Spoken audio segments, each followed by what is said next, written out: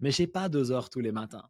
J'ai même quasiment plus jamais 2 heures depuis que j'ai un petit garçon. La plupart du temps, j'ai à peu près 45 minutes à 1 heure. Parce que personnellement, je préfère me lever un peu plus tôt et faire une bonne routine du matin que de partir en rush. Et parfois, j'ai genre 15 à 20 minutes parce que on s'est levé un peu tard, peu importe les raisons, j'ai très très peu de temps devant moi.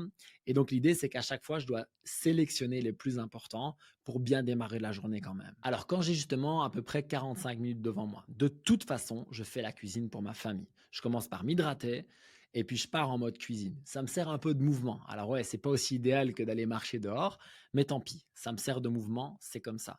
S'il fait beau, ce que je vais faire, c'est que juste après mon verre d'eau et avant de faire la cuisine, je vais sortir 3 minutes au soleil, marcher, me réveiller. Si c'est pas le cas, pendant que je cuisine, je suis avec mes luminettes. Lumière artificielle sur la tête. Le but, c'est de gagner du temps, mais d'avoir quand même cette lumière qui va me réveiller, qui va m'énergiser et qui va réguler mon rythme circadien.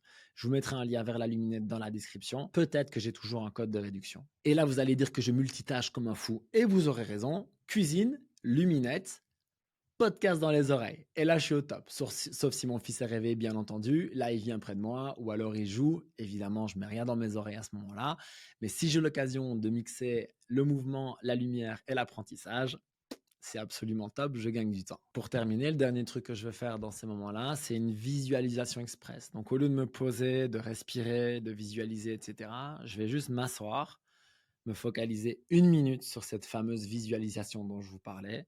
Et puis, je vais quand même garder mes non négociables qui sont planifier ma journée et attendre d'avoir faim pour manger.